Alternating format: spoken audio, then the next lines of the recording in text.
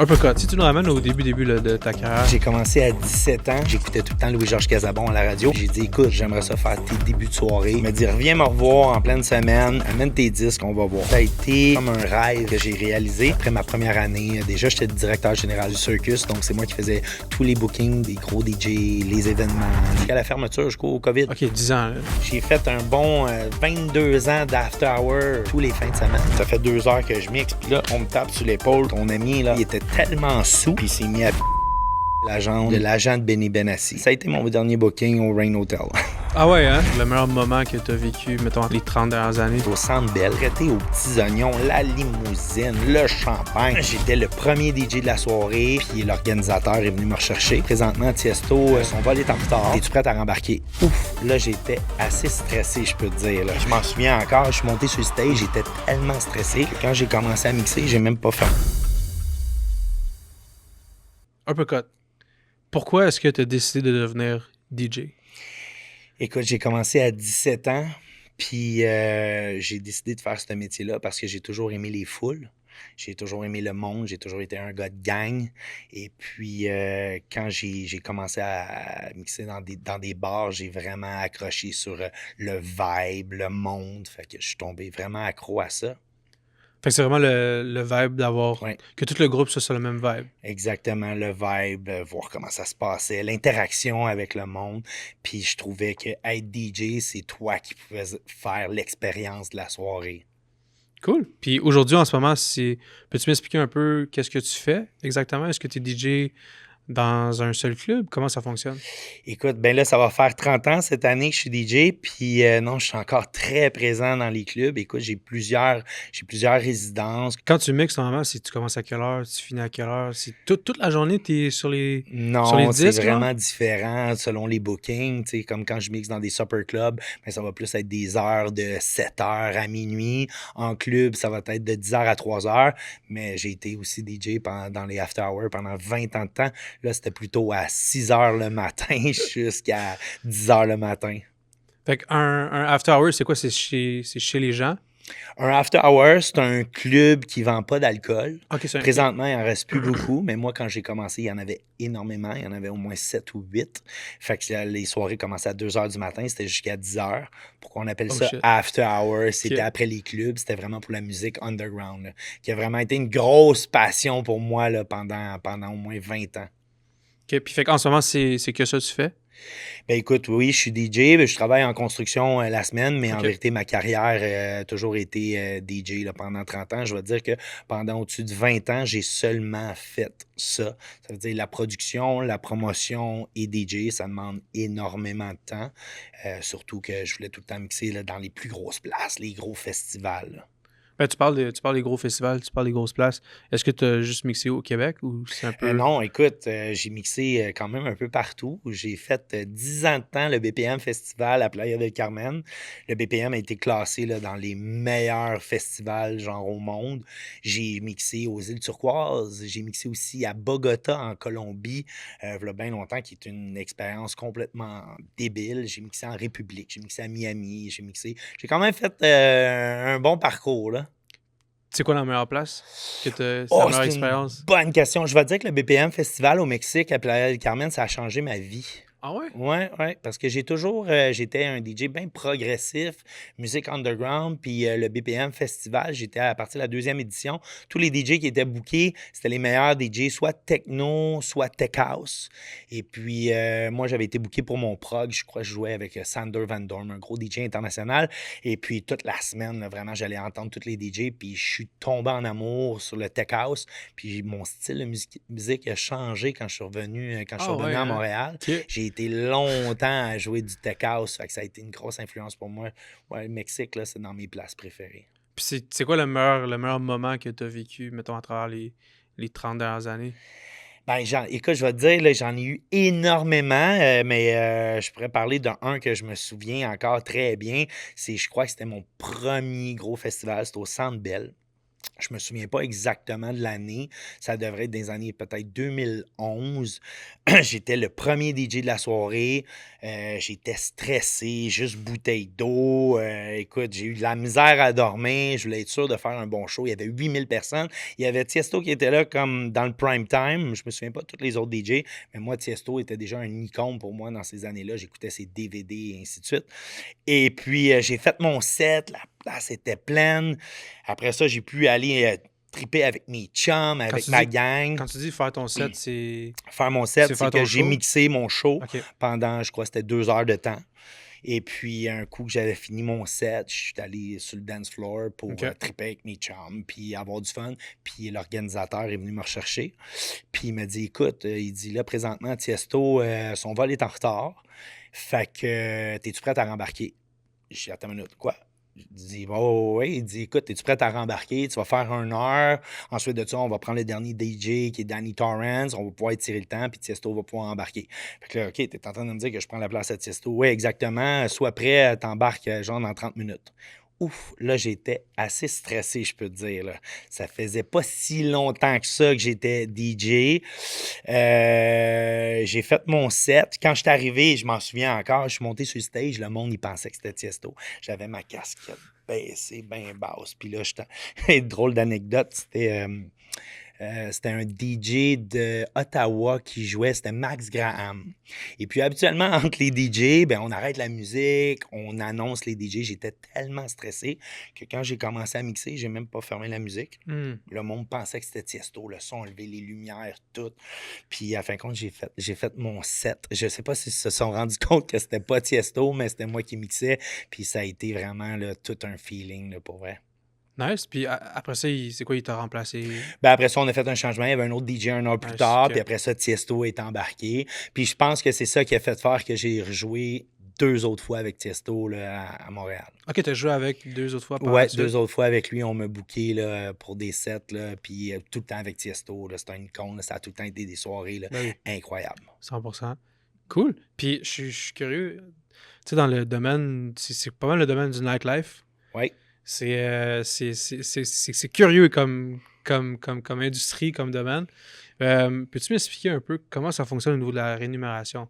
Est-ce que c'est à l'heure? Est-ce que c'est à la soirée? Comment ça fonctionne? Écoute, c'est différent pour beaucoup de DJ. C'est sûr que habituellement, on va charger pour la soirée. Il y a des DJ qui vont charger à l'heure, que ce soit 1 heure, 2 heures ou 3 heures, c'est pas mal la même préparation. C'est sûr que c'est différent selon l'expérience, selon ce que tu es rendu, mais ça peut tellement varier. Sans parler de moi, je connais des DJ qui peuvent faire 100 $ une soirée ou qui peuvent en faire québécois. Je parle ici jusqu'à 3000 pour une soirée qui vont mixer 2-3 heures. Quand on parle de DJ internationaux, ben là, on peut parler jusqu'à 250, 500 000. Tu sais, moi, j'ai eu la chance de jouer avec des DJ de gros renom, des David Guetta à des 200. Je dis des chiffres, là, ils pouvaient gagner des 250 000 là, pour leur set. Là. Il y a beaucoup de monde qui se demande comment c'est possible. Ben, les artistes le méritent, le méritent ce salaire-là parce que les endroits, ils font l'argent en conséquence d'eux. Tu sais, si tu bookes David Guetta, ben, tu vas avoir 15 000 personnes comme ça. Fait que les organisateurs ils vont faire 4-5 millions. Fait que, tu sais, donner 250 000 à l'artiste que lui, il produit, puis ainsi de suite, il fait toute la publicité, il y a du monde, ben, tu sais, ça le vaut. Là. Ouais, ça fait complètement du sens. OK. OK. Fait que dans le fond, quelqu'un qui fait, par exemple, 1000$ par soirée, Oui. il peut faire ça, mettons, pendant 52 semaines, une soirée Il par peut jouer semaine. 4 fois semaine, 5 fois semaine, tout dépendamment de l'artiste. C'est sûr que ça varie beaucoup, tu sais, ça va être selon plein de choses. La production, est-ce qu'il y a un agent, la promotion, est-ce qu'il y a des hits, ça finit plus, là. Cool. Est-ce que tu as une anecdote? Je pense que c'est ton anecdote la plus intéressante de toute ta carrière en 30 ans. Je pense que tu as énormément d'expérience. Oui. Ce serait quoi, mettons, la meilleure anecdote? Une anecdote, écoute, j'en ai énormément. Tu veux dire, mettons, avec un artiste international Ouais, ou quelque international. chose qui m'est arrivé? Écoute, avec un artiste international, Oui, je pourrais parler de. J'avais été booké en premier par Saul Schaefer, un gros agent à Las Vegas, où ce que je m'en allais jouer à Denver, puis après ça, je m'en allais mixer à Las Vegas. Donc, dans mon contrat, ça me dit que je peux aller avec une personne, qui habituellement qui serait ma blonde. Dans ce temps-là, j'avais pas de blonde. Fait que j'ai demandé à un de mes chums. J'ai dit, écoute, ça te tente-tu qu'on aille se faire un trip? J'ai 2 bookings. On s'en va à Denver, on s'en va à Las Vegas. Ça va être le fun. Tout est payé. Il dit, let's go, on y va. Fait qu'on s'en va en premier à Denver, qui est au Beta, qui est un club là, classé dans les meilleurs clubs aux États-Unis, au monde. Je suis DJ d'ouverture pour un DJ international qui s'appelle EDX, un gros nom. Je fais ma soirée, tout se passe bien, on a du fun. Le lendemain matin, il faut se dépêcher, on s'en va à Vegas. Yeah. C'est là que ça se passe, ma belle anecdote. On arrive à Las Vegas, puis à Las Vegas, les DJ ne sont pas traités pareil comme à Montréal parce que tous les hôtels, c'est là que les clubs, puis c'est grâce aux DJ qui font des gros revenus. Fait qu'écoute, traité aux petits oignons, la limousine, le champagne. Mon chum, il est là, waouh, c'est ça la vie d'artiste. Puis comme dans les films, il est dans la limousine, puis il sort la tête de la limousine, puis il crie Las Vegas, puis en tout cas, on a du fun. On arrive à l'hôtel, le gérant m'amène à l'hôtel. Il m'explique n'importe quoi que je veux, des putes, la bouffe. Ah ouais, hein? Je suis comme, Ok. OK, wow! Je dis, OK, c'est beau. Il dit là, par exemple, vous avez un souper avec les propriétaires de Beatport à telle heure, parce que les propriétaires de Beatport, leur agent était Saul Schaefer, celui qui m'avait booké là-bas. Fait que on a un souper. Moi, j'étais avec les propriétaires de Beatport, puis c'est mon premier gros booking comme à l'international. Fait que, tu sais, je suis stressé. Puis je veux que tout se passe super bien. Fait que j'ai averti mon chum, je dis, écoute, faut pas trop boire, faut que tout soit parfait. Le souper se passe bien. Eux autres, tout le monde dit, hey, on s'en vient t'entendre à soir. Je faisais la première ouverture de Benny Benassi. Dans ce temps-là, c'était son gros hit de Satisfaction. Fait que je mixe au Rain Hotel. C'est plein de monde. Puis là, Benny Benassi, il arrive. Puis là, il me fait signe, tout est beau, parfait. Et là, moi, en début de soirée, le manager, il dit, écoute, toute la banquette en arrière est à toi. Fait que tu peux inviter qui tu veux. Il amène 2 bouteilles de Grey Goose. C'est 700$ US, les Grey Goose à Vegas, de ce que je me souviens. Fait que là, même mon chum, par exemple, lui, il a du fun, il a toute la banquette. Fait que lui, il est là.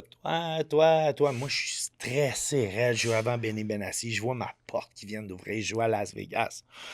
Puis ça fait 2 heures que je mixe. Puis là, on me tape sur l'épaule, puis le manager, il dit, écoute, il dit, là, il dit, ton ami, là, il est dehors. Je dis, mon ami, il dit, ouais, il dit, là, il était tellement sous que là, il était dans le coin, là, puis il s'est mis à pisser, puis il a accroché la jambe de l'agent de Benny Benassi. Hey, là, j'ai dit, non, c'est pas mon ami. Fait que là, ils l'ont mis dehors. Et puis, ça a été mon dernier booking au Rain Hotel.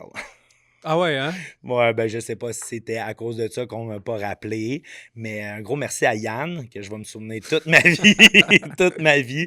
Mais c'était une anecdote, la soirée s'est super bien passée. Je pense que Ben Benassi était même pas au courant de la situation.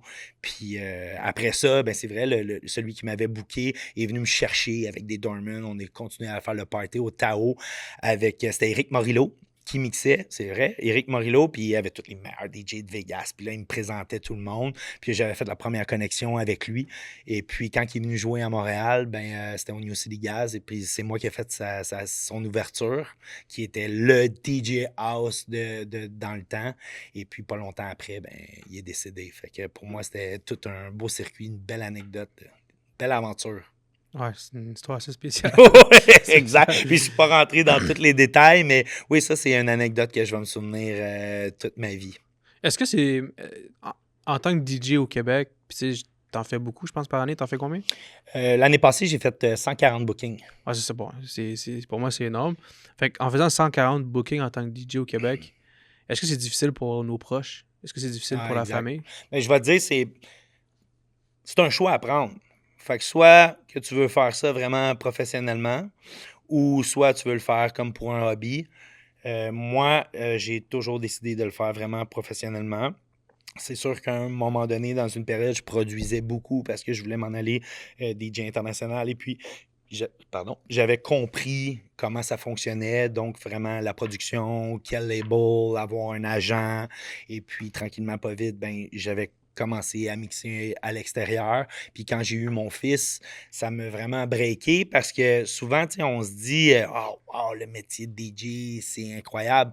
C'est pas toujours facile. J'avais commencé à beaucoup prendre l'avion, puis être à l'extérieur, et puis d'être loin de ta maison, ta famille. Puis quand j'ai eu mon enfant, ça m'a breaké où ce que je me suis dit, bon, OK, je veux-tu m'en aller, mixer là, là, là, tomber dans un monde qui peut être soit party ou plus strict, mais tu n'es jamais là, ou tu aimes mieux faire ta passion puis rester au Québec. Et puis, c'est plus la décision que j'ai décidé de prendre, là. Fait que j'ai freiné avec les productions puis de m'en aller à l'extérieur. Et puis, c'est là que j'ai accepté de devenir directeur du Circus After Hour. Avant ça, j'ai été promoteur au Red Light. Fait que j'ai plus gardé une stabilité ici pour mon fils. Fait que Est-ce que tu regrettes? non, je regrette pas. Je regrette pas. Mais là, je me dis qu'il a vieilli. Que là, on dirait que ça fait 1 an que je me suis vraiment remis dedans. Et puis, je recommence la production, je recommence les gros bookings. Je me suis vraiment remis dedans là, professionnellement. Puis là, il est rendu assez grand qu'il va peut-être même pouvoir voyager avec moi. Fait que, ouais, Ça va être le fun. Ça va ouais, être le ouais, fun. exact. Yes. Fait que là, si tu nous ramènes au début là, de ta carrière, Ouais. quand ça a commencé, je pense que tu as commencé, puis tu étais toute jeune. Écoute, j'avais 17 ans quand j'ai commencé. Puis j'ai commencé vraiment dans les bars à 17 ans. Je travaillais 7 soirs sur 7. Comment tu as appris? Est-ce que tu avais un mentor? Oui, j'ai eu un mentor. Puis c'est pas à l'âge de 17 ans, ça a été un peu comme un rêve que j'ai réalisé. Ça veut dire quand j'ai commencé, je travaillais dans un bar. J'ai tout le temps été assoiffé d'apprendre, de devenir meilleur. Et puis ça faisait quelques années que je mixais au bar. Puis moi, j'écoutais tout le temps Louis-Georges Casabon à la radio, qui était justement à 16 ans, j'enregistrais ses sets, puis j'essayais de retrouver les tunes, puis je magasinais dans les magasins de disques, j'essayais de retrouver. Et puis, à un moment donné, je me suis dit, moi, je vais y aller où ce que je l'écoute, sur Shaughnessy, qui était le Cyber Club.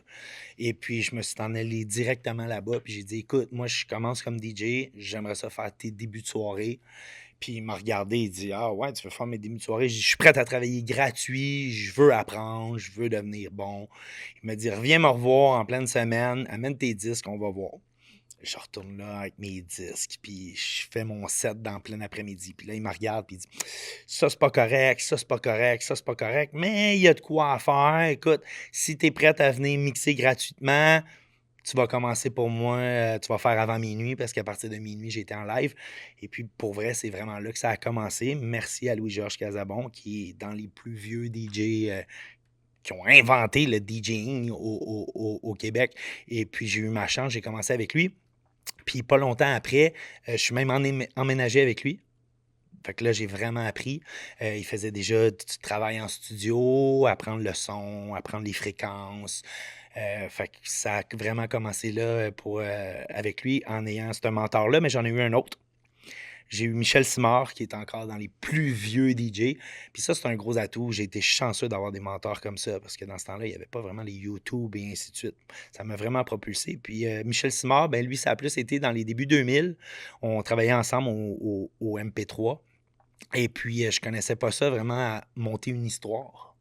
Comment bâtir son set. Moi, j'étais habitué à jouer les grosses tunes. Je jouais à After Hour dans ce temps-là, là, mais je jouais des gros bangers puis tout. Puis lui m'avait enseigné comment raconter une histoire. Fait que ces deux personnes-là m'ont vraiment forgé Fait que c'est vraiment de raconter une histoire à travers la musique. à travers la musique, ouais, une Ah ouais. soirée. Ouais, exact. Parce qu'il y a quand même une logique à tout. Il y a un respect selon si tu joues avec un DJ international, comment amener ça à lui, pas voler le show, la force du son, la vitesse. Il y a beaucoup de choses à apprendre. C'est ça qui fait faire qu'on est capable de faire des longs sets et faire durer le monde. Parce que si tu les essouffles directement au début, tu n'auras pas la même soirée, là. OK. Fait que là, tu as commencé, tu avais quoi, 17 ans, Ouais, j'avais 17 ans exact. avec ton premier mentor. Ouais. Puis comment ça s'est passé quand tu as commencé à travailler avec lui? Ben, je pensais être bon DJ, à fin de compte, j'étais vraiment pas bon. Et puis, c'est lui qui m'amenait, justement, là, on allait ensemble là, dans ce temps-là, c'était BPM Musique, acheter les vinyles, puis j'étais résident au Millennium, et puis on fait chacun nos budgets, on achetait nos disques, puis il me conseillait tout le temps par rapport au style musical, par rapport à l'heure, fait que non, j'ai vraiment appris énormément avec ces DJ-là, puis j'en remercie aujourd'hui. Puis, après ça, comment t'as fait pour aller vers l'autre mentor? Ben, c'est parce qu'on a commencé à travailler ensemble, qui était en 2000 au MP3 After Hour. Quand on a commencé à travailler ensemble, je voyais que ça faisait déjà, je pense, 30 ans qu'il était DJ en plus. Il avait une expérience incroyable, Puis son là, t'avais style de quel âge? musique. En 2000, j'avais 21 ans. OK. Fait que t'es resté 4 ans avec le premier, dans le fond. Je me souviens pas le nombre d'années, mais on est déménagé ensemble un bon 2 ans, je crois. Et puis en même temps, ben là, j'ai commencé à travailler avec Michel Simard, que longtemps on a travaillé ensemble. On est encore des très bons amis. Là. On a même fait des productions ensemble, travaillé en studio. Fait que, tu sais, ça, c'est des vieux de la vieille, là. Puis avec Michel Simard, qu'est-ce qui t'a marqué avec lui? Qu'est-ce que t'as appris? Le respect, c'est drôle à dire pour DJ, hein? Le respect. C'est un des artistes qui est tout le temps en parlant du bien, du bon côté. Il y a beaucoup d'artistes qui comprennent pas ça, qu'ils se mettent beaucoup d'autres mondes à dos, en parlant soit dans le dos, soit en voulant pas aider personne, en faisant juste le chose de leur bord. Puis je vais te dire, Michel Simard est toujours là, prêt à aider les autres. Je pense qu'il m'a montré une belle chose parce que ça a le fait que j'ai pu travailler avec plein d'autres gens où ce que j'ai appris le respect en DJ. Fait que, ouais, c'est une belle chose. Fait que là, de 21, en fait, dans ta vingtaine, c'est là que t'as commencé à mixer dans les clubs? Ben, j'ai commencé, oui, dans les After Hours en 2000. J'ai fait jusqu'en 2005 au MP3 tous les vendredis, samedis. C'est assez rare pour un DJ en After Hour de mixer tous les fins de semaine, surtout 2 soirs. Habituellement, les DJ vont mixer une fois par mois. Donc, tu sais, j'étais tout le temps comme un peu en train de pratiquer, prendre le pouls des gens. Fait que j'en voulais toujours encore plus, plus, plus, plus. Donc, après mes 5 ans au MP3, le Red Light m'ont fait une offre. Donc, j'ai été au Red Light de 2005 à 2012. Encore là, à jouer Ah ouais, hein? 2 fois par semaine. 7 ans? J'ai fait 7 ans et ensuite, je suis parti en 2012 pour m'en aller au Circus, qui est l'autre after hour qui était au centre-ville. J'étais rendu là où ce que je me disais, je me donnais des buts, où il y avait beaucoup de DJ internationaux. Euh, je voulais pouvoir m'en aller plus à l'international. Je voyais plus d'opportunités de travailler avec des DJ du centre-ville, plus de collaboration. Et puis, quand je suis arrivé après ma première année, déjà, j'étais le directeur général du Circus. Donc, c'est moi qui faisais tous les bookings des gros DJ, les événements, les staffs. Fait que ça m'a vraiment beaucoup appris, là. Ça, c'est à partir de 2012-2013. Exactement 2012, j'ai fait jusqu'en 2022, jusqu'à la fermeture, jusqu'au COVID. OK, 10 ans, là. J'ai fait 10 ans. Fait Fait que que si tu calcules, j'ai fait un bon 22 ans d'after hour tous les fins de semaine. C'est une grosse expérience after hour. Mais Ouais. au cours de ça, je jouais dans des clubs, je jouais dans des clubs, je jouais dans des bars, je jouais. Tu sais, j'avais pas juste mon côté after hour qui était vraiment ma passion toute ma vie. J'avais vraiment un autre côté là, qui était dans le jour aussi. Puis là, après ça, t'es devenu DG, c'est ça, du Exact. Circus? Ouais, j'ai été directeur du Circus pendant, on a dit 2012 à 2000, une dizaine d'années. C'est là que t'as eu ton fils, c'est ça? Mon fils est né en 2011. Fait que c'est à ce moment-là, je pense que tu disais tantôt Ben, c'est là que... que moi, ça commençait à vraiment exploser pour moi en plus. Je commençais à jouer dans les gros festivals. J'avais Ouais. déjà des balles en blanc, des Resolution, les Sensation. Je produisais énormément. J'étais déjà rendu dans ces années-là, peut-être à une 50aine de releases. J'étais avec des gros labels. Et puis, j'avais compris comment ça fonctionnait de travailler avec des DJ reconnus, et ainsi de suite. J'avais des gros remixes. Fait que c'était en train de quand même exploser pour moi. Puis c'est là que Tu quand voulais mon ralentir fils, et tout. en 2012, là, c'est là que j'ai voulu ralentir. Fait que quand ça a explosé, là, tu me parles de balle en blanc puis tout, peux-tu m'expliquer, m'éclairer un peu? Moi, je me connais pas du tout là-dedans. Oui. Écoute, le Ballon Comment ça Blanc, ça a été marche? pas mal les plus gros événements qu'il y avait ici à Montréal. Je ne peux pas dire en quelle année que ça a commencé, mais on parle dans les débuts, c'est environ 15 000 personnes qui étaient au Palais des Congrès. J'en ai fait un au Centre Bell et 3 au Palais des Congrès de mémoire. C'était vraiment des gros festivals avec habituellement 2 DJ locaux. Le reste, c'est tous des DJ internationaux. Fait que c'était une grosse plateforme Qui est quand même... pour justement pour se faire propulser. Comment ça fonctionnait habituellement, c'était seulement des DJ qui jouaient dans des after hours qui pouvaient aller là parce qu'on voulait que la clientèle suive. Fait que non, c'est ça, c'est les plus belles périodes de ma vie. Non, En dehors du Ballon Blanc, y avait-tu d'autres festivals, d'autres? Ben, ici, il y en avait énormément. Moi, j'avais fait les Escapades à Ottawa, qui sont toujours sold out. Là. Je peux pas te dire c'est combien de centaines de milliers de personnes. Les Resolution, Sensation, ça, c'est les Centres Bell, le centre de foire à Québec. Non, j'en ai fait beaucoup. C'est quoi la plus grosse, la plus grosse foule que tu as eue? Hmm. Je crois que les Ballons Blancs, c'est dans les plus grosses foules. 15 000? Ouais, je crois qu'il y a environ des 10-15 000. C'est sûr qu'il y avait 2 salles, mais c'est les grosses, c'est des grosses foules. Parce que ça m'amène à. Je suis quand même curieux, tu sais, Oui, tu joues devant 15 000 personnes. C'est pas 15 personnes, là, c'est ouais. 15 000 personnes. Comment qu'on se sent? Est-ce que ça nous monte à C'est la drôle, tête? hein, mais c'est exactement pour ça qu'on fait ce métier-là, pour cette adrénaline-là. En tout cas, pour moi, c'est de pouvoir performer devant des grosses foules comme ça, que tout le monde te regarde, que si je décide de lever mon bras droit, le monde lève le bras droit, tu lèves le bras gauche. C'est cette sensation-là qu'on veut toujours aller chercher puis garder. Tu sais, oui, on a la passion pour la musique, oui, on aime jouer, mais ce feeling-là, il est dur à expliquer, puis on veut toujours le garder. C'est plate parce que je crois qu'il y a des DJ qui en ont tellement qu'à un moment donné, avec des grosses notoriétés, qu'à un moment donné, ça se perd. Fait que moi, je commençais à le perdre, mais tu sens que tu commences à pogner une habitude. T'as plus le. Fait que là, il te faut tout le temps. OK, là, je veux le plus gros show. Je veux une plus grosse foule, un gros DJ international. Fait qu'en même temps, c'est un peu un challenge qu'on veut tout le temps être meilleur. Qu'est-ce qu'on peut faire pour pouvoir grossir encore plus? Je pense qu'il y a des DJ qui oublient un peu ce moment-là parce qu'on le voit, ce qu'ils font leur performance, puis ils s'en vont tout de suite. Fait qu'au lieu de. Oui, je comprends les avions, le Ok, je trajet, comprends. mais au lieu de prendre le temps de savourer, d'être avec le monde, puis de voir comment s'est passé leur soirée, je pense qu'il y en a beaucoup qui perdent ça. Ben, ce feeling-là là, de jouer devant 15 000 personnes, c'est comparable à quoi? Saute en parachute. Mettons, tu sautes en parachute, là, puis tu as la vague de monde, là. Tu viens de jouer la nouvelle tune qu'ils connaissent pas, là, puis que là, tu leur fais découvrir quelque chose, là, ou une de tes productions, là, puis ça fait wow! Tout le monde lève, là. Le... C'est quand que le parachute rouvre, c'est à peu près pareil. Mais pendant 2 heures, genre. Ouais, peut-être pas pendant 2 heures, mais je veux dire, là, c'est ce feeling-là là, qui est une shot d'adrénaline de wow. Ah ouais, hein? Ouais. Ok. Ça doit être spécial comme sensation. Puis je pense que tu as fait des musiques aussi, tu as produit de la musique. Ouais, j'ai énormément de production. J'ai commencé, je crois que c'était en 2000. Jamais avec les mêmes labels. En Toujours. 2000. Ok, tu Ouais, as en commencé dès le 2000, début, j'ai début, là. commencé. Ben, en vérité, pour devenir vraiment DJ, t'as pas le choix de produire. Tu sais, oui, tu peux jouer toujours la musique des autres. Mhm. C'est qu'est-ce qui va arriver, c'est que tu vas juste jouer au bar du coin.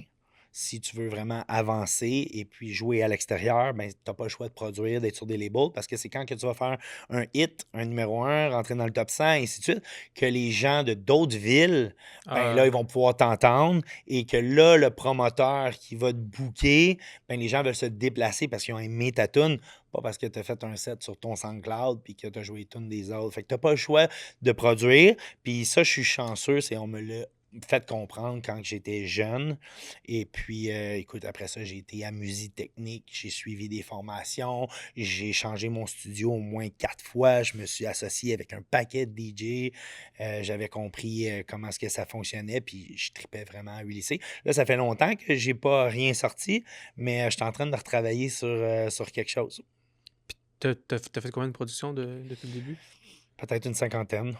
Ok, fait que Ouais. 50 musiques que c'est toi qui Ouais, as c'est fait. au moins 50, ouais, 50 productions. Puis j'ai même, à un moment donné, j'ai signé aussi avec Spinnin' Records, dans ce temps-là, qui était le label numéro 1 au monde. C'était avec Absolute, une division qui était techno avec Cohen Goldwell. Puis on le voit à l'explosion, là, tu sais, quand ils l'ont mis sur YouTube, je crois qu'avec les remixes, j'ai peut-être 250 000 vues. Fait que, tu sais, quand tu vas avec des gros labels, puis ça a été une des tunes qui a été le plus vendue, puis ces compagnies-là, ben, ils te payent, tu sais. Tu reçois, Ouais. souvent, les DJ se demandent, OK, mais moi, je produis une tune, je suis sur un label québécois ou n'importe quoi, mais on m'a jamais donné d'argent. Fait que, tu sais, c'est quand tu vas vraiment avec des grosses compagnies que là, tu sais, c'est ça qui forge en même temps ta notoriété, puis ton importance, puis que tu avances. Après, tu sais, t'es resté 20 ans dans le after hour, Oui. after party, after hour. After hour, c'est ça? Dans les after hours. Ouais, fait que t'as fait 20 ans dans les after hour. est-ce que c'est difficile? Genre, j'imagine tu sais, le style de vie qui Ouais, vient avec. Je exact. veux C'est dire, un mode de tu vie. joues le soir, il C'est faut que tu vraiment un dormes à mode de quelque vie. part, là. Faut que tu- Écoute, ouais, c'est dur à comprendre parce qu'il y a des gens qui vont pas dans les after hours ou qui écoutent pas de musique underground, mais c'est vraiment un mode de vie. Fait que, tu sais, c'est comment tu t'habilles, comment tu danses, tes heures, qu'est-ce que tu consommes.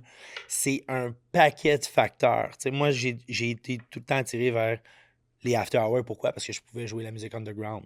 Moi, ce que j'aimais, c'est de faire découvrir aux gens des nouvelles tracks, des nouvelles chansons. Pas d'être un DJ, puis je respecte ça. Il y a des DJ qui veulent jouer les bombes, les hits, qu'est-ce que les gens connaissent.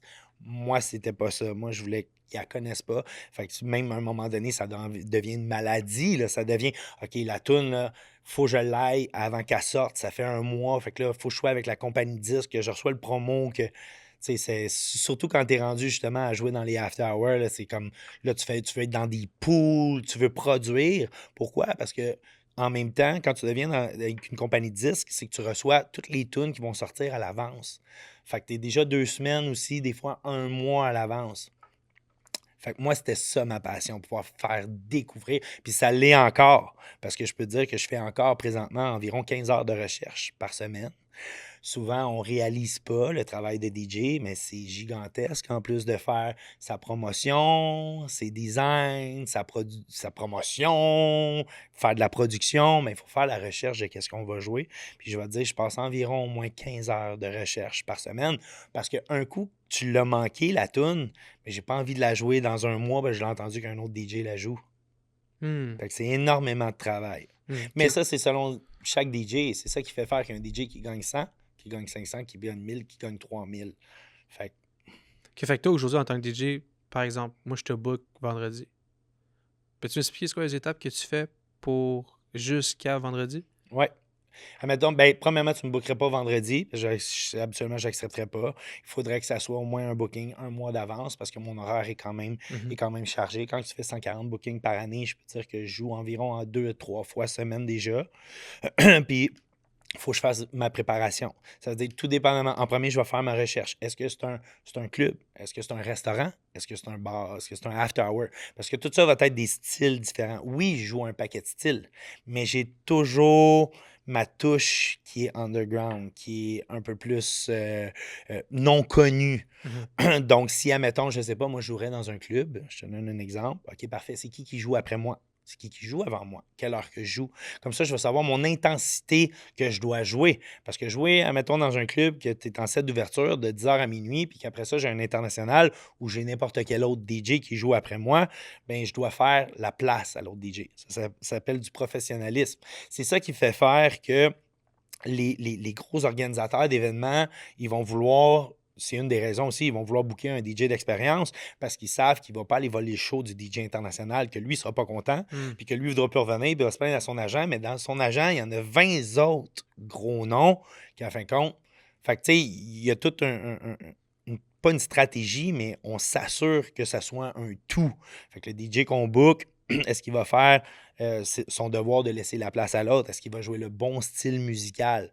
Fait que, tu sais, pour en revenir, même chose, si tu me bookes, ben, je vais faire la recherche adéquate. OK, est-ce qu'il faut que je joue du vocal dans cette place-là? Est-ce que c'est plus Afro House? Est-ce que c'est plus House? Je vais m'assurer l'autre DJ, qu'est-ce que lui joue pour m'en aller à son BPM qu'habituellement.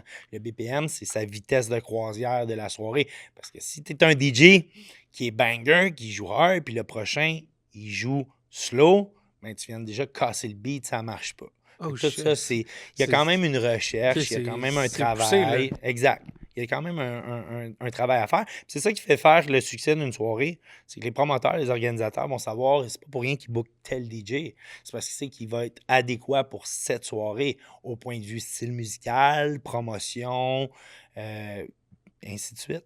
Fait que là, si on revient à quand tu étais devenu DG, directeur Oui, général du Circus, c'est ça que tu faisais en fait. C'est que je faisais tout. tu bookais les DJ. Je faisais tout. Ça veut dire création des événements qui s'en venaient, s'assurer combien est-ce qu'il y a de staff, quel bar qu'on doit ouvrir, le design. Donc, j'avais un graphiste. OK, ça va être quoi le nom? Après ça, j'avais une équipe, j'avais une assistante, un gérant. Donc, on planifiait pour l'événement. Tu sais, des fois, on a eu des événements avec des 2000-2600 personnes. Je pourrais avoir 60 staff qui travaillent. Fait qu'il y a une logistique. OK, meeting avec le Ed Dorman, OK, combien est-ce qu'il faut de sécurité? C'est quoi les heures? Et ainsi de suite. Puis surtout, moi, qu'est-ce qui était ma force? C'était le booking de DJ, donc pas juste la structure d'événement. Donc, quel DJ international qu'on peut booker avec les agents, selon les prix, selon la date. Et puis, c'est vraiment tout ça que je m'occupais. On était ouvert 4 jours semaine en plus. Fait que ça prenait tout mon temps. Fait que c'est sûr que ma carrière de DJ a été mise un peu de côté aussi en Mhm. même temps. C'est ça que je voulais aussi, avoir plus une vie, à me coucher plus tôt. Parce que oui, à créer ces événements-là, oui, c'était after hour, mais il y avait des gérants. Fait que j'avais pas besoin d'être là tous les soirs. Oui, les gros événements, mais sinon, j'étais chez moi où je faisais encore un booking, puis ça me laissait le reste de la semaine. Là. Puis, en 10 ans, t'as booké combien d'artistes? Hmm. International ou local? Les deux? Mon Dieu, local, on tournait autour entre 40 et 60 par mois. Local, parce qu'on avait une salle hip-hop, des fois du prog, des fois du techno, puis une gallery room. Donc, on avait une autre salle. C'est énormément de DJ par mois. Donc, il fallait que je m'instruise beaucoup. Ça veut dire que j'allais sur les réseaux sociaux, qui a sorti des hits, qui ça Que marchait.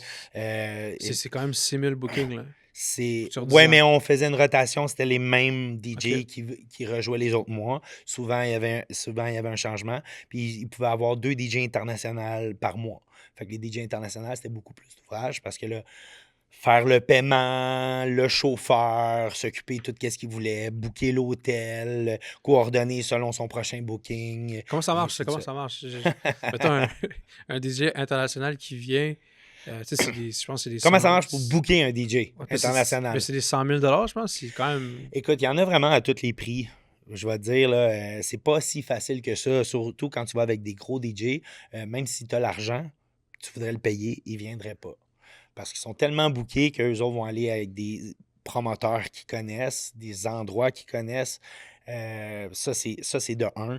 Après ça, c'est de réussir à offrir le cachet qui va être accepté. Parce que souvent, mettons, c'est pas, tu sais que, mettons, OK, David Guetta, il coûte 200 000. Non, non, c'est que moi, j'aimerais booker David Guetta. Voici mon événement, voici mon endroit. Je suis prêt à offrir tant. Ah, OK. Parce que là, il y a peut-être l'autre ville, l'autre pays à signer, assis. OK, mais moi, je t'offre 250 000. Donc, ils ne vont pas OK, c'est un perdre de betting, là. l'argent. C'est un betting. Donc, tu dois être au courant, c'est quoi les prix des DJ. Fait que ça part de là un peu le travail de directeur en même temps. Il faut que tu sois au courant des prix. Parce que si le DJ, admettons, il en valait 12, puis toi, tu as offert 20, ah oui, pas de trouble, tu es content. Mais en vérité, il t'a coûté pas mal plus cher. Fait qu'il faut être quand même instruit là-dedans. Puis, comment ça fonctionne après ça, la personne, elle vient, puis elle se pointe, puis that's Ben, it. admettons que ça fonctionne avec le DJ. Donc, c'est jamais directement avec le DJ, c'est tout le temps avec l'agence. Donc, on s'assure que la date fonctionne. Oui, le paiement est fait. On signe les contrats, on fait le paiement. Et puis ensuite de ça, on s'occupe de toute la logistique. On reçoit toutes leurs demandes. Ça veut dire, OK, bon, voici le press kit, voici son logo, voici sa photo. Il faut toujours que ça soit approuvé par eux. Ils veulent pas que non plus les designs soient mal faits ou qu'il y ait d'autres noms qui soient la même grosseur que l'autre nom. Donc, il y a plein de choses. Et puis, c'est normal. Ça montre le professionnalisme en même temps de la compagnie puis du DJ. Et puis, ensuite de ça, ben là, quand on est rendu à la date de l'événement, donc quand il arrive à l'hôtel, on doit s'occuper d'aller chercher le DJ, de l'amener à son hôtel. Puis S'il y a un tout ça test c'est de inclus son. dans le prix ou c'est Tout exclu? ça, c'est non, c'est nous qui doit OK, c'est s'occuper. exclu. C'est vraiment le cachet fait partie Juste du seulement show. de l'avion. OK. Parce qu'on ne peut pas booker son avion parce que d'un coup, il y a un show dernière minute ou telle place. Donc, c'est lui qui doit booker ses vols. Et puis, c'est le cachet. Ensuite de ça, tout est plus. Donc, il peut avoir un per diem, le restaurant, l'hôtel, le transport, tout ça. Puis, des fois, il y a des demandes spécifiques là, qui viennent avec. Là. Tout ça est fait avec le contrat. Il y en a qui ont des grosses demandes. Comme quoi, mettons? Ouf! OK, ben, je peux en dire une, là. Je l'ai vue sur Facebook au lieu de dire des miennes. Je sais que quand j'avais joué avec, je crois que c'était Dimitri and Vegas, c'est moi qui jouais dans l'autre salle. Eux autres, je me souviens pas le montant, c'est pas moi qui l'ai booké, mais il y avait, je pense, c'était pour 30 000 de rider qui était pour d'alcool. Je l'ai vu le post fait, fait que je peux en parler, là. Mais sinon, j'en ai d'autres qui demandent des serviettes, des hôtels, des femmes, Ok, c'est ok. des bonbons spécifiques. Ils veulent aller manger de la meilleure poutine. Tu sais, c'est dans le contrat, c'est des demandes spécifiques, là. Ok, c'est quand même spécial. C'est Oui, quand même exact. spécial. Mais je veux dire, c'est comme n'importe quel band, artiste, rock ou n'importe quoi. Tu sais, ils ont leur demande, là, c'est tel hôtel. Tu sais. Ça aussi, c'était souvent demandé. Tu sais, ils ont été dans un hôtel qu'ils ont vraiment aimé. Mettons, le DJ, je sais pas, moi, il a coûté 10 000, mais lui, il veut absolument la suite à cet hôtel-là. Mais l'hôtel, la suite, est 2 000. Fait qu'en vérité, il n'est pas 10 000. On est rendu à 12 000. Mhm. Fait que, tu sais, ça va vite. Là, le taux de change laissé. Fait que, tu sais, surtout à Montréal, c'est super difficile de faire des bookings internationaux du notre taux de change. Tu sais, il y en a qui sont très bons là-dedans à Montréal. Je ne veux pas nommer de nom, mais je connais deux, trois bookers de DJ là, que je crois qu'ils ont des codes de 100% là, avec les bettings puis avec les taux de réussite, là. On a des bons artistes, des bons gérants. Il y a du bon monde ici présentement à Montréal, pour vrai. Durant les 10 années que tu étais directeur général au Circus, c'était Ouais. quoi le meilleur DJ que tu as eu? C'est quoi la meilleure expérience que tu as bookée? La meilleure expérience. Ben, je peux te dire que sans que ça soit moi qui l'ai booké, c'est que je m'étais associé comme collaborateur avec Rami qui organise les Trans Unity. Donc, les premiers Trans Unity étaient au Circus. Vu que moi, je m'occupais de la plus grosse salle After Hour et lui, il était l'agent de beaucoup de DJ trance. On a produit un peu ensemble cet événement-là où ce que lui s'occupait des DJ internationaux. Et puis, c'était la première fois qu'il y avait environ 15 DJ internationaux bookés trance au même endroit. Ça a été tout un feeling parce que j'ai vu tout le travail qu'on a dû faire en arrière de ça pour réussir quelque chose qui avait été jamais fait, comme à Montréal, avec 15 DJ en même temps de partout. Puis on s'est rendu compte qu'après l'événement, il y avait, je crois, 60 ou 65%, c'était tous des gens d'ailleurs. Que ça venait d'Australie, que ça venait des États-Unis, que ça venait d'un peu partout. Ça a été vraiment comme une belle réussite, là. Parce qu'en plus, un autre événement, oui, c'est vrai, qui était avec Rami. On avait booké un 31 décembre. J'avais travaillé très fort pour faire une méga réussite. On avait eu 2600 personnes. Puis ça, c'était grâce à Andrew Rayel, qui était tombé, je crois, dans le top 10 mondial. 2600, qui était un record de tous les temps au Circus After Hour, qui était plus que la soirée de Tiesto. Ah ouais, à ce point-là? Ouais. Tiesto avait déjà été là, mais c'était avant moi. Je crois que c'était King Louis ou Franco Fabi qui avait fait ce booking-là dans ce temps-là. Et puis, ouais, on avait fait 2600 personnes qui était le record. Ça aussi, là, c'était... Wow, j'étais pas mal fier de ça. Comment c'était la COVID pour les DJ? OK. Au point de vue DJ, pour moi, ça a été excellent. C'est drôle à dire. Ouais. Parce que j'ai jamais mixé autant. Ça veut dire que tous les gens venaient de réaliser que là, ils étaient pognés à la maison. Moi, j'avais plus de club. J'avais plus nulle part pour jouer. Fait que les gens ont commencé à se faire des sous-sols avec Hmm. des sous-sols de party. Donc, j'ai commencé à faire énormément de parties privées. Je me souviens qu'à un moment donné, je l'avais compté, je crois, j'avais mixé 23 bookings sur 30 jours.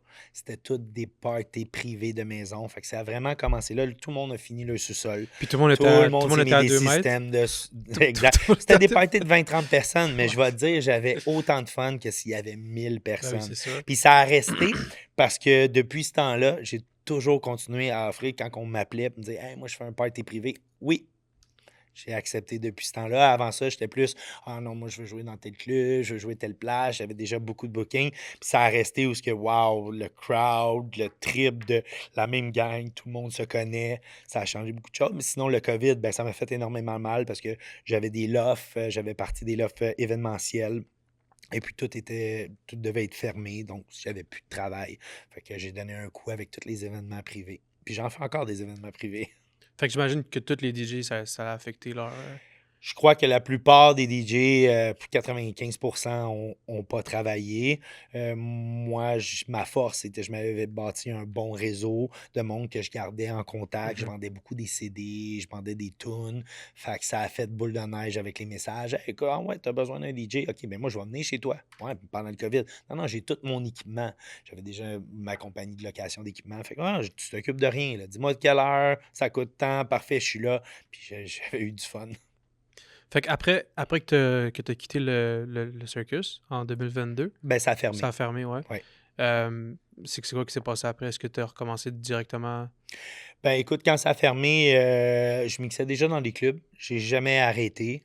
Je peux dire que Ok, fait que pendant que tu étais oui, DJ? je mixais, Ok, ouais, je mixais quand même. J'ai c'est jamais la passion. arrêté. Ouais, Yeah. ouais, c'est la passion. C'est justement le trip de voir les gens triper.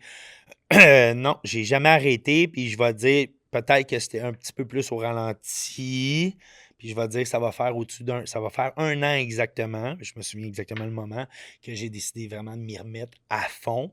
Fait que là, je peux te dire que je passe énormément de temps sur que ce soit ma recherche, que ce soit ma publicité, que ce soit justement avec mes résidences. Je travaille très fort là-dessus pour me Qu'est-ce remettre dedans. qu'est-ce qui a fait que tu as décidé de recommencer à être DJ? Ben écoute, je mixais l'année passée, j'avais un booking à Playa del Carmen. Et puis ensuite de ça, j'ai été mixer un party de bateau à Isla Mujeres. Et puis j'avais des amis qui avaient loué une grosse villa à Tulum. Ils ont dit hey, on s'en va, on va faire le party là-bas. On connaît plein de monde, des organisateurs de Tulum. Ça te tente-tu de venir mixer chez nous? Et moi, le passionné, je suis déjà là-bas pour mixer. Je dis ben, il n'y a pas de trouble. Ah ouais, on repart de là, on fait 2 heures de route, on s'en va à Tulum. Fait que je mixe dans la villa. Et puis, ça, je vais m'en souvenir toute ma vie parce que ça m'a vraiment marqué. Il y a plein de monde qui arrive que je connais pas. Il y a des DJ, un premier DJ qui arrive, il dit hey, moi, je suis organisateur de. Non, je peux pas dire l'événement. De tel événement. Et puis, on commence. Il dit ça te dérange-tu qu'on mixe ensemble? Je dis ben non, pas de trouble. On commence à mixer ensemble, mais il n'y a pas de chimie, ça marche pas. Puis il sent que ça Ok. marche pas. Puis il est organisateur. Fait qu'après une coupe de mix, il arrête ça. Il y a un autre gars qui arrive, puis il parle en français. Et il dit hey, moi, je peux-tu jouer? Ah, on est à Tulum, tous les meilleurs DJ, là, c'est pendant Zamna, puis tout. Je dis ben ouais, OK. Écoute, il commence à mixer. Premier mix, je le sens, je suis comme OK, là, lui, il est bon, là. Puis, tu sais, j'ai quand même eu mon école de DJ. Ça fait longtemps que je fais ça, j'ai joué avec les plus gros noms, puis moindre petite chose, je le vois, puis lui, j'étais comme OK, wow, il est bon. Puis là, à un moment donné, pour réaliser, ma blonde, elle me regarde, puis elle dit écoute, elle dit, ça fait 5 heures que vous mixez, là, puis là, vous jouez avec vos pitons, puis vous relancez. Là. Je dis il faudrait qu'on aille se coucher à un moment donné.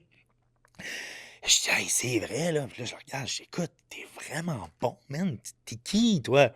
Ben, il dit, moi, je suis Olé, là. J'habite à Vancouver. Il dit, présentement, je fais l'ouverture de Bedouin, ouais, pour l'after party de Zamna. Je fais comme, OK, wow. OK, bon, t'es vraiment bon. Il dit, ben, toi avec, là, t'es vraiment bon. Fait que ça reste comme ça. Le lendemain matin, je me lève, j'écoute, puis je dis, il était bon, le DJ. Il y en a d'autres des bons DJ. C'est qui, lui? Je m'en vais voir le DJ, je pense qu'il y avait 2 millions d'écoutes de sa dernière production, son label, il jouait partout, et ainsi de suite. J'écoute, ben, j'ai vraiment aimé ça, vivre ce moment-là. J'ai le goût de me remettre dedans.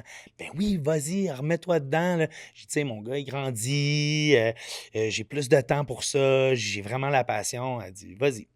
Fait que là, depuis ce temps-là, j'arrête pas de foncer. Je mixe au moins 3 à 4 fois semaine. Et puis, je suis en train de tout replacer mes choses pour justement recommencer à jouer à l'extérieur. Je joue encore au Mexique. J'ai eu ma résidence à Ottawa. Je suis en train de planifier pour rejouer à Toronto. Ma date, elle s'en vient pour le Comfort Zone, qui est le seul after hour là-bas. Fait que je suis en train de replacer mes choses pour m'en mettre vraiment dedans. Puis, pas être souvent là à la maison. Je serais curieux, ton fils, pour toi, il représente quoi?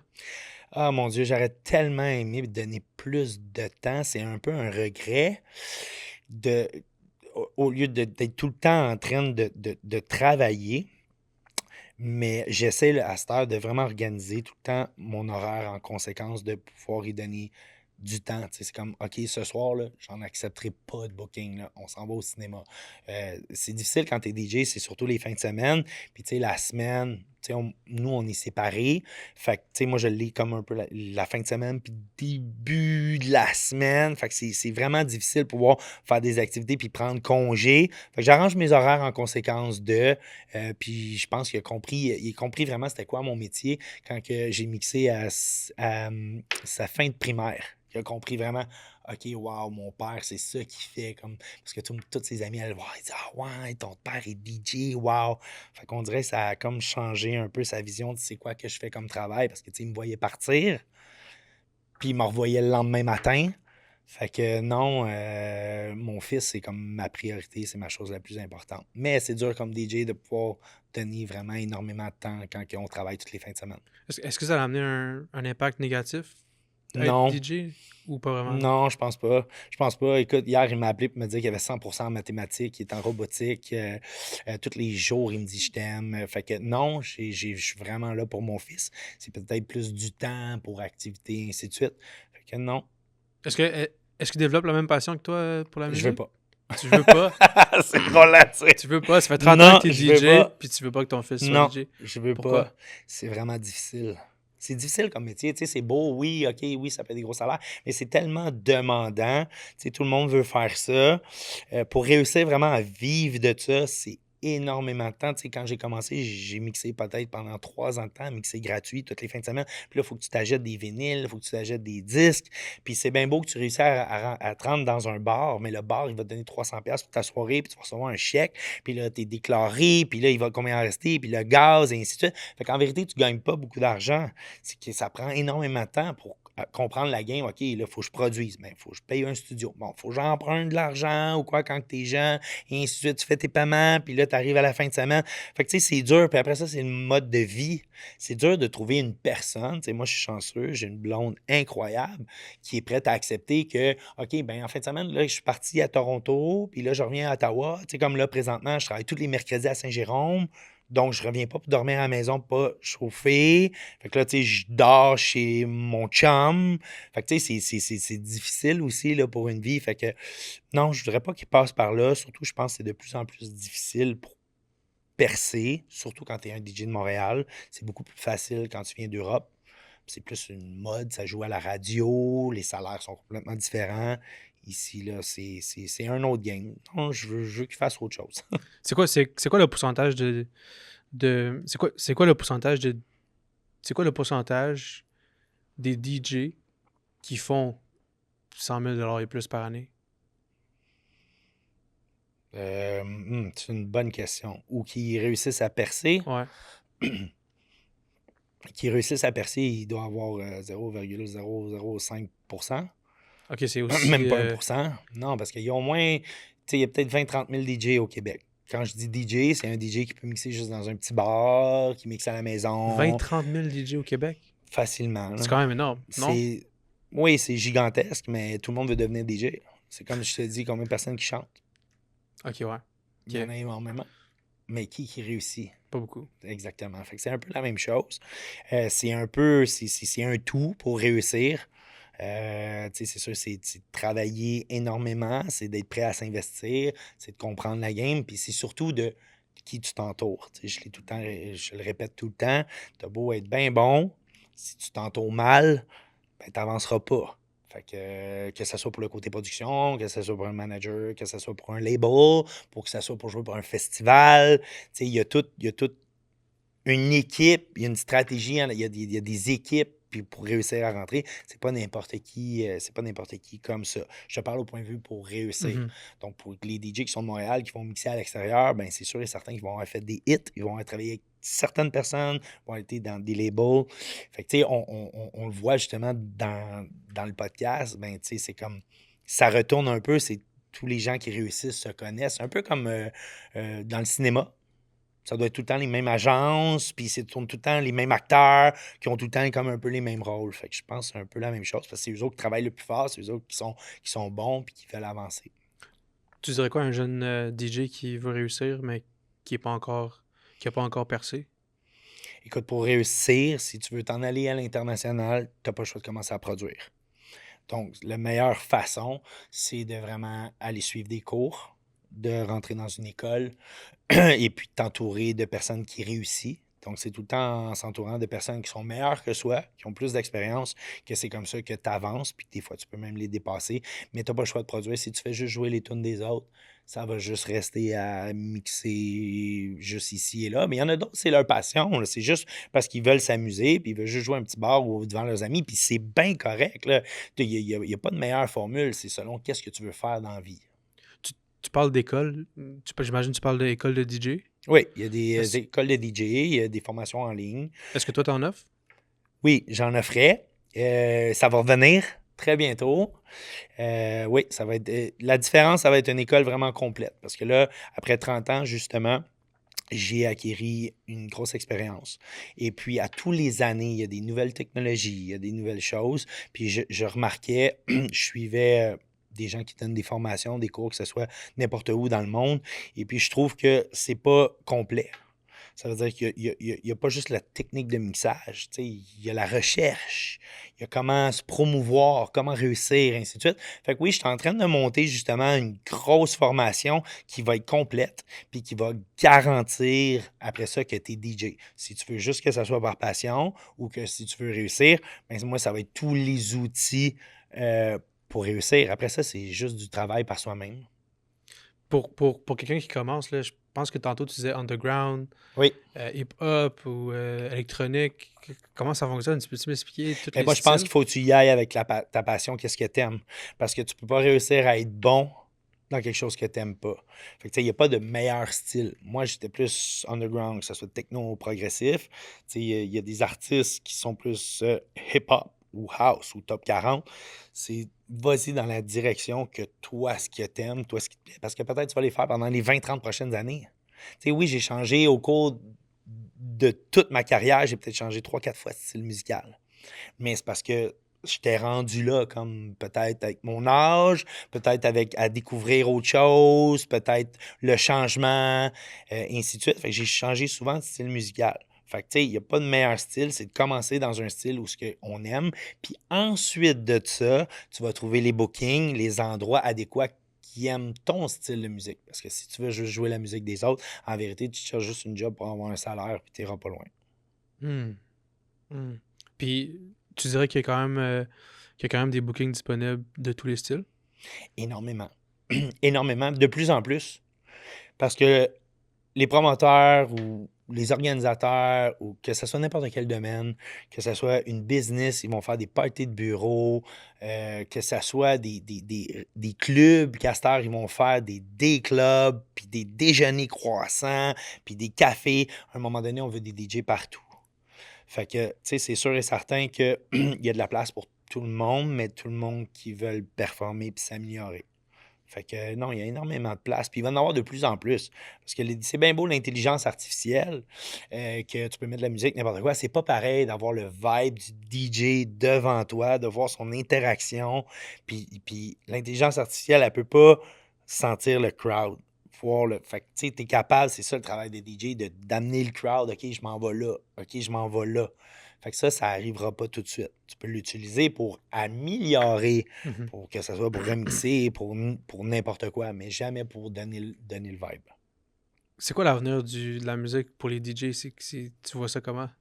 Est-ce que tu vois qu'un jour, ils vont être remplacés par des robots ou... C'est une bonne question. C'est une bonne question. Je pense que présentement, ce qui touche le plus, c'est surtout avec la production. Souvent, il y a des DJ qui se demandent ils disent, tabarouette, avant, j'écoutais 3000 tunes, j'en downloadais 20 que j'aimais, mais là, je n'ai downloadé 150. Comment ça? Mais pourquoi? J'écoutais justement une entrevue de Bob Sinclair, son label, puis il disait qu'on était rendu à 80% des tracks releasés qui étaient l'intelligence artificielle. Fait que oui, c'est beaucoup utilisé, sauf que oui, ça n'empêche pas qu'il y a encore des producteurs, ça fait juste plus de tunes. Moi, je pense qu'il faut être capable de prendre ces outils-là, des jumeler à qu'est-ce qu'on produit. Est-ce que ça va prendre la place des DJ? C'est dur à dire parce que présentement, il y a des propriétaires qui ne comprennent pas trop comment ça marche. Fait qu'au lieu booker un DJ, ils vont se mettre sur une application, puis à ce temps, les applications font des mix de 5 secondes, ils jumelent ensemble, fait que tu sors le DJ, mais ça amènera jamais Le vibe. le vibe, une soirée. Jamais tu vas pouvoir avoir une grosse place, que c'est les DJ qui amènent le monde, fait que c'est complètement différent. Aujourd'hui, je pense qu'il y a beaucoup de DJ qui commencent, puis ça explose quand même assez rapidement. Mais à un certain moment, ça stagne ou ça dégringole. Pourquoi ça arrive? Tout dépendamment de ce que le DJ font. Pour vrai, des fois, ils sont mal entourés. Ils vont trop se fier à ce qu'ils voient sur Internet, comment ça fonctionne. Le meilleur truc à avoir, c'est de se coller à quelqu'un qui a de l'expérience puis qui a vécu des choses, fait qu'il va avoir les meilleurs trucs. C'est pour ça que je veux lancer ma formation de DJ pour donner vraiment tous les trucs. Comment est-ce qu'on commence? Comment est-ce qu'on fait notre recherche? Comment on bâtit? Ensuite de ça, comment on fait la promotion? Comment on fait pour se faire booker? Ça se monte pas sur YouTube. Tu sais, c'est comme, je peux l'expliquer parce que j'ai 30 ans de carrière et puis encore là, je mixe au-dessus de 100 fois par année. Donc ça, c'est quelque chose que j'aime faire, j'aime enseigner. Tu sais, j'ai commencé mon école de DJ qui était un DJ one-on-one. Là, ça va plus être des cours de groupe que je veux faire pour des cours complets, mais je vais jumeler l'intelligence artificielle, comment l'utiliser, que je vois pas aucune autre formation qui le font. Comment, justement, améliorer la qualité sonore, parce que plus qu'on avance dans le temps, plus qu'on veut que ça sonne bien. Puis ça, souvent, les DJ, ils savent pas comment faire. Ils downloadent la tune, puis là, boum, on va la jouer. Il y a tellement de choses qu'on peut faire, le passer dans des logiciels, ainsi de suite. Fait que moi, c'est vraiment un cours complet que je veux donner. Puis si je peux justement en aider, ben ça va me faire plaisir de trouver des endroits. Tu sais, souvent, on m'appelle, « Hey, écoute, j'ai besoin d'un DJ. J'ai tellement été directeur général longtemps. » Puis une chose que je suis content d'avoir faite, c'est que j'avais lancé les DJ Contests, puis j'ai aidé à la carrière de beaucoup de DJ. Pour vrai, là, pendant plusieurs années, on avait lancé un DJ Contest qui était des personnes qui étaient DJ, mais vu qu'ils étaient dans la musique underground, il n'y a pas de place vraiment à Montréal où ils pouvaient s'exprimer, où ils pouvaient jouer. Il fallait qu'ils louent des places. Puis nous, ce qu'on faisait, c'est que je faisais une compétition. Mettons, tu avais 8 DJ dans une soirée, puis c'était tout voté. Ça veut dire que les DJ résidents du Circus étaient là, puis ils votaient c'est qui était le meilleur DJ au point de vue technique, au point de vue musique, un paquet de facteurs.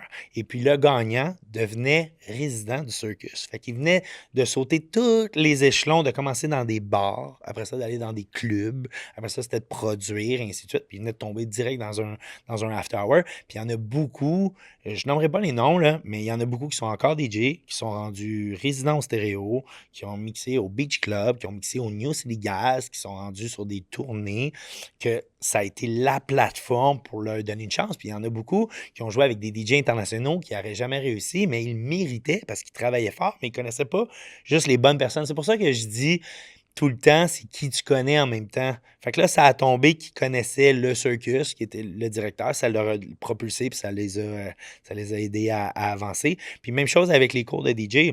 Tu sais, il y en a beaucoup qui disent « Ah, ben moi, j'ai pas besoin de cours de DJ, moi, j'ai suivi le cours en ligne. » Tu sais, même moi, j'ai eu pendant des années, j'ai eu des mentors que je pensais savoir, puis il y a tellement de choses que je savais pas. Tu sais, encore, moins aujourd'hui, là, mais il y a encore des petites affaires qu'on apprend tout le temps par d'autres DJ qui ont énormément d'expérience. Fait pas avoir peur d'apprendre pour s'améliorer. Fait que mes cours de DJ là, vont vraiment aider beaucoup de monde, ça c'est sûr. Puis cette école de DJ-là, est-ce que c'est juste pour ceux qui veulent devenir des vrais DJ? Non. Non, ça fait que ça va être possible. Il y en a beaucoup qui ont la passion, ils sont rendus des fois à 40, 50 ans, mais ils ont toujours voulu faire ça. Ils n'ont jamais eu l'opportunité. Puis là, ça tombe qu'ils ont le temps. Fait que, ça va être vraiment un cours complet. Oui, peut-être la portion comment se faire booker n'est pas importante pour eux, mais il va y avoir quand même tout l'aspect de quel matériel utiliser, la recherche et ainsi de suite, pour qu'après ça, ben, ils vont peut-être faire juste le petit party de maison avec leur famille puis avec leurs amis, puis eux autres sont bien contents, ils vont triper, là. Fait que ça va être vraiment accessible pour tout. C'est sûr que je veux aussi y aller avec des DJ qui ont de l'expérience. Oui, des DJ qui ont de l'expérience, même si ça fait juste 5 ans, t'en as toujours beaucoup à apprendre. Des fois, c'est des techniques, des fois, c'est juste des positionnements, des fois, c'est juste la milliseconde. Ben, tu sais, d'avoir quelqu'un qui te le montre, il y a d'excellents DJ au Québec, mais moi, je veux prendre le temps pour l'enseigner. Est-ce que c'est long à apprendre? Tu sais, pour quelqu'un là, qui veut faire les parties à la maison, là, qui veut mixer à la maison, est-ce que c'est Ben, pour compliqué? vraiment faire le tour complet, là, c'est sûr et certain qu'il faut au moins un genre de 20-30 heures, là, je crois, là, entre 20 et 30 heures de formation parce qu'un coup qu'on a fait le tour de tout, qui est comme 30 ans d'expérience en vérité, en 20 heures, après ça, c'est juste la pratique. C'est juste de le faire. C'est tout. Il n'y a rien d'autre à apprendre. Ça peut prendre combien de temps, mettons, mixer une musique, mettons, genre, ou mixer être capable de mixer pendant 1 heure? Après 4 heures déjà, là, ça va déjà être Ah ouais, très hein? facile à mixer. Ok. Surtout tout dépendamment, est-ce qu'il utilise le sync ou déjà il y a des compétences musicales, il comprend comment compter. Chaque personne, c'est complètement différent. C'est vraiment intéressant. Ouais. Ça Genre, va être vraiment tout un cours pour vrai. Ça va être vraiment. yeah, je pense que je vais. Ça m'intéresse, moi, d'apprendre à. Pour vrai, ça fait longtemps que. Parce que la musique, pour moi, c'est un vibe, un peu comme Mhm. ce que tu dis. Tu sais, C'est une belle je passion pense que en même ouais, temps. la musique, ça amène quelque chose de bien. Ça peut amener aussi quelque chose de mal aussi, je pense. Ouais, ça peut amener. Mais, mais tu sais, genre, Ça, je l'ai fait assez longtemps que là, je veux plus. ouais, exact. Fait que être capable de créer ta propre musique, créer ton propre Créer vibe, puis aussi. tout, Tu sais, c'est. à cette heure, c'est rendu super facile sans rentrer dans toute la conception d'une tune au complet. Tu sais, on peut faire juste un remix, un edit, tu sais, une tune qu'on aime, mais on veut changer des choses. Tu sais, à cette heure, là, c'est rendu tellement simple avec l'intelligence artificielle. Il va analyser chaque instrument, il va le mettre en stem. Je veux enlever ça, je veux l'étirer, je veux le remettre, je veux mettre mon vocal. Tu sais, je veux dire, tout est rendu possible là, assez facilement pour quelqu'un qui veut juste faire ça chez eux. Si on se parle dans 5 ans, là, Uppercut, Ouais. il est où, il fait quoi? Dans 5 ans, d'après moi, je vais mixer pas mal à l'extérieur. C'est ça mon plan. Mon plan, oui, présentement, je mixe quand même dans les plus gros établissements. Ça va très bien. Là, je suis plus en structuration de comment est-ce que je veux faire ça. Donc, oui, j'ai recommencé à rebâtir mon studio. J'ai déjà des collaborations prévues. J'ai déjà contacté des anciens labels avec qui je travaillais, donc, mais que je ressorte de mes tunes. Je prévois releaser ça, faire des top 100, m'associer avec les bonnes personnes et puis recommencer à mixer beaucoup à l'extérieur. C'est ça vraiment mon plan. Et bien sûr, avoir une formation de DJ en ligne pour pouvoir l'enseigner de la bonne façon.